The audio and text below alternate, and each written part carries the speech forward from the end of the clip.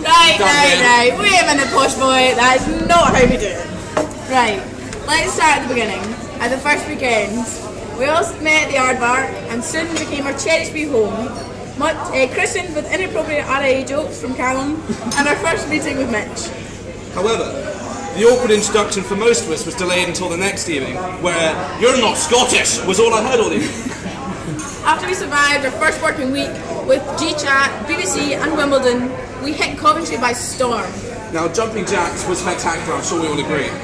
Mark and his VKs, Paul and his least successful girl hunter this season. A few too many Jaegers. Dave shadowboxing on stage, and the start of an ever more blossoming summer relationship.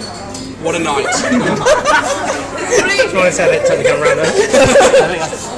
Great pairing off, guys. It was the quote of the weekend from Greg.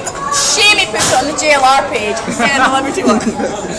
Our alcoholism continued with tequila Mondays, sibs on our heads, and drunken Tuesday mornings, quickly showing off we're all students at heart.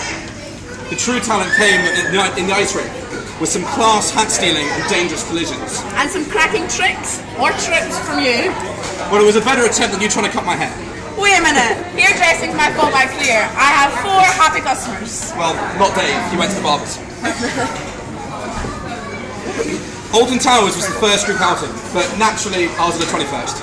Stephen had the tough joy of organising us nutters, but did a cracking job, and it was the first of many to come. It was also the first of many a famous YouTube hit from LJK3. Flat parties were the cause of many surprises, with Mikkel showing off his flexibility in the cereal box game, and the revealing of Kush's ability to add to Callum's neckline.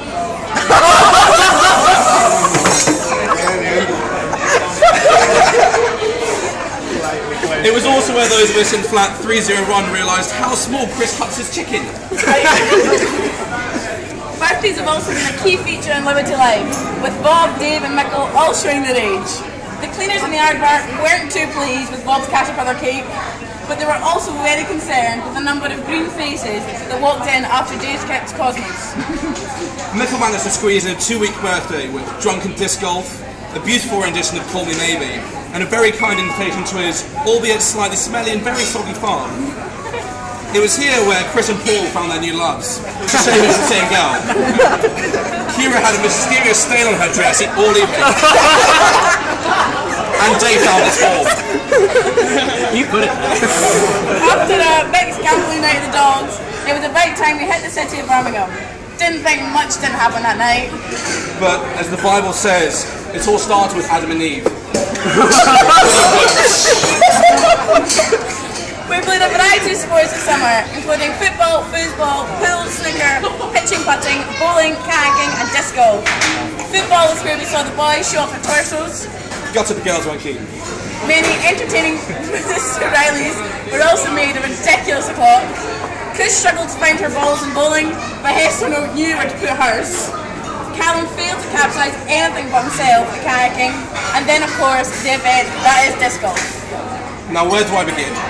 Suited up in the most appropriate sporting attire, carrying bottles in one's hand and discs in one's other. How did we not see the subsequent obsessions dwelling? Soon enough we had our very own set of expert disc hunters, dedicated coaches and avid wildlife commentators, summarised in the feature-length film Disc Golf. Not suitable for parental viewing due to scenes of swearing, drinking and swimming in unsafe waters. But thanks to the committed followers on Twitter at #LostMyDisc, David is back playing with brand new discs he found in the River Avon. Thanks guys. Laser Quest was dominated by Ben winning 3 games out of 4 and seemed to injure everybody else for the rest of the week. While Kush and Sarah used their ELS to join the Mile High Club on an apparently disappointing flying trip. Well, what a summer! Sorry for boring you all with our witty jokes and amazing stories, but the 6 AM starts and incredibly boring days have taken their toll. A massive thank you must go out to all the drivers, particularly Tino and his apparently entertaining parking. We will always remember the fridge magnets in Block 7 that made us feel like 6-year-olds again, especially the way Lindsay spells. Anyway, to Liberty! To freedom! Freedom.